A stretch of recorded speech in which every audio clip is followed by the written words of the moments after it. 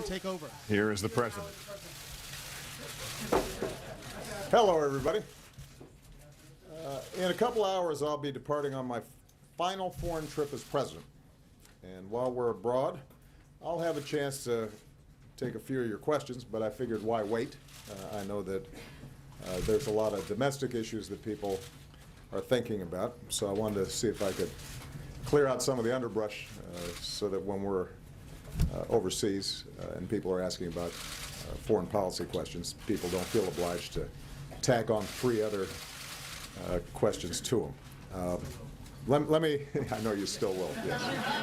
That I'm aware, but I'm trying something out here. First of all, let me mention 3 brief topics. First of all, as I discussed with the President-elect on Thursday, my team stands ready to accelerate in the next steps that are required to ensure a smooth transition. And we are going to be staying in touch as we travel. I remember what it was like when I came in 8 years ago. It is a big challenge. This office is bigger than any one person, and that's why ensuring a smooth transition is so important. It's not something that the Constitution explicitly requires, but it is one of those norms that are vital to a functioning democracy, similar to norms of civility and tolerance and a commitment to reason and facts and analysis.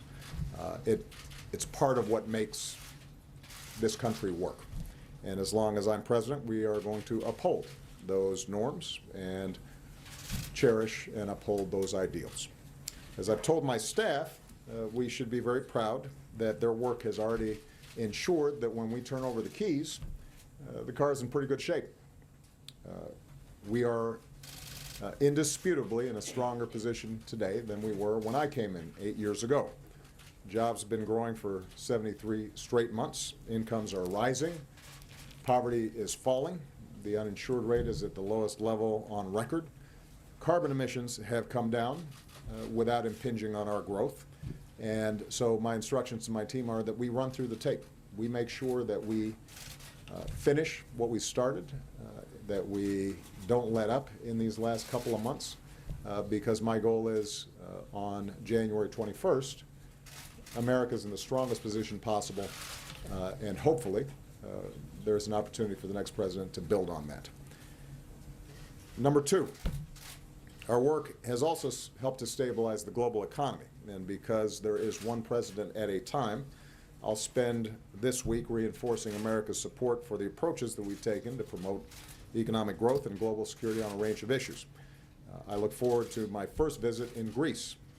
And then in Germany, I'll visit with Chancellor Merkel, who's probably been my closest international partner these past 8 years. I'll also signal our solidarity with our closest allies and express our support for a strong, integrated, and united Europe. It's essential to our national security, and it's essential to global stability. And that's why the Transatlantic Alliance and the NATO alliance have endured for decades under Democratic and Republican administrations. Finally, in Peru, I'll meet with the leaders of countries that have been the focus of our foreign policy through our rebalance in the Asia-Pacific. This is a time of great change in the world, but America's always been a pillar of strength and a beacon of hope to peoples around the globe, and that's what it must continue to be. Finally, on a personal note, Michelle and I want to offer our deepest condolences to Gwen Ifill's family and all of you, her colleagues, on her passing. Gwen was a friend of ours. She was an extraordinary journalist. She always kept faith with the fundamental responsibilities of her profession, asking tough questions, holding people in power accountable, and defending a strong and free press that makes our democracy work. I always appreciated Gwen's reporting, even when I was at the receiving end of one of her tough and thorough interviews. Whether she reported from a convention floor or from the field, whether she sat at the debate moderator's table or at the anchor's desk, she not only informed today's citizens, but she also inspired tomorrow's journalists. She was an especially powerful role model for young women and girls who admired her integrity, her tenacity, and her intellect, and for whom she blazed a trail as one half of the first all-female anchor team on network news. So Gwen did her country a great service. Michelle and I join her family and her colleagues and everybody else who loved her in remembering her fondly today. So with that, I'm going to take some questions, and because Josh Earnest has some pull around here, he just happened to put at the top of the list, Colleen Nelson of the Wall Street Journal. My understanding is, Colleen, that this is wrapping up your stint here, and you're going to Kansas City. Yes. Josh just happens to be from Kansas City, so I didn't know if there was any coincidence there, but we wish you the very best of luck in your new endeavors. As it turns out, there's no place like home. There you go. You're about to embark on your final foreign trip. What will you say to other world leaders about your successor? They've expressed many of the same misgivings that you have about Donald Trump. Should they be worried about the future of U.S. foreign policy? And separately, as Democrats scramble to regroup after a pretty shocking upset, what is your advice about where the party goes now and who should lead your party? One of the great things about the United States is that when it comes to world affairs, the president obviously is the leader of the executive branch, the commander-in-chief, the spokesperson for the nation. But the influence and the work that we have is the result not just of the president. It is the result of countless interactions and arrangements and relationships between our military and other militaries, and our diplomats and other diplomats, and intelligence officers and development workers.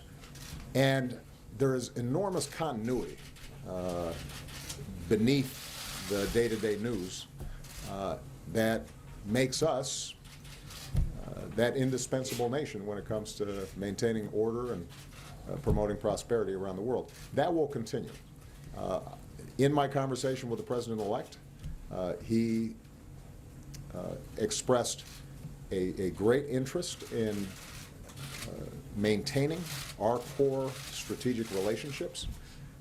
And so one of the messages I will be able to deliver is his commitment to NATO and the transatlantic alliance.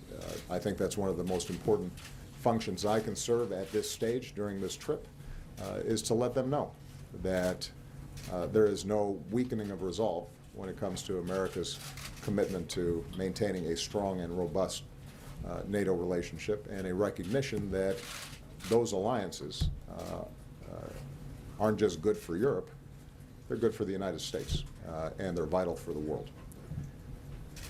With respect to the Democratic Party, look, as I said in the Rose Garden right after the election, when your team loses, everybody gets deflated, and it's hard, and it's challenging. And so I think it's a healthy thing for the Democratic Party to go through some reflection. You know, I think it's important for me not to be big-footing that conversation. I think we want to see new voices and new ideas emerge. That's part of the reason why I think term limits are a really useful thing. I think the Democrats should not waver on our core beliefs and principles. The belief that we should have an economy that works for everybody, not just a few. The belief that America, at its best, is inclusive and not exclusive. That we insist on the dignity and God-given potential and worth of every child, regardless of race or gender or sexual orientation or what zip code they were born in. That we are committed to a world in which we keep America safe, but we recognize that our power doesn't just flow from our extraordinary military, it also flows from the strength of our ideals and our principles and our values. So there are going to be a core set of values that shouldn't be up for debate, should be our North Star. But how we organize politically, I think, is something that we should spend some time thinking about. I believe that we have better ideas. But I also believe that good ideas don't matter if people don't hear them. And one of the issues that Democrats have to be clear on is that given population distribution across the country, we have to compete everywhere. We have to show up everywhere. We have to work at a grassroots level, something that's been a running thread in my career. You know, I won Iowa not because the demographics dictated that I would win Iowa. It was because I spent 87 days going to every small town and fair and fish fry and VFW hall. And there were some counties where I might have lost, but maybe I lost by 20 points instead of 50 points. There's some counties maybe I won that people didn't expect because people had a chance to see you and listen to you and get a sense of who you stood for and who you were fighting for. And the challenge for a national party is how do you dig in there and create those kinds of structures so that people have a sense of what it is that you stand for. And that increasingly is difficult to do just through a national press strategy. It's increasingly difficult to do because of the splintering of the press.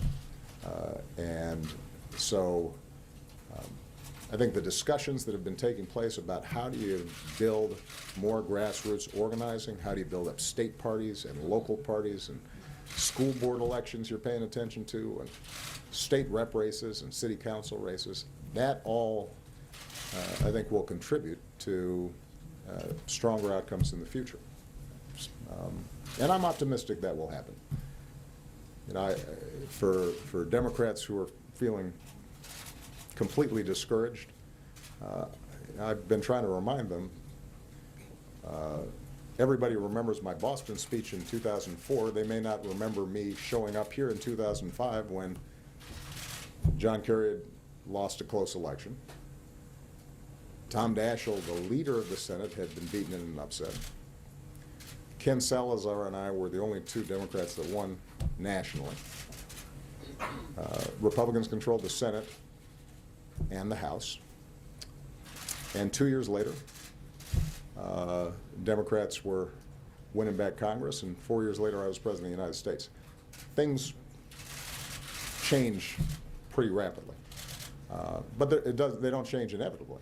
They change because you work for it. Nobody said democracy is supposed to be easy. It's hard. And in a big country like this, it probably should be hard.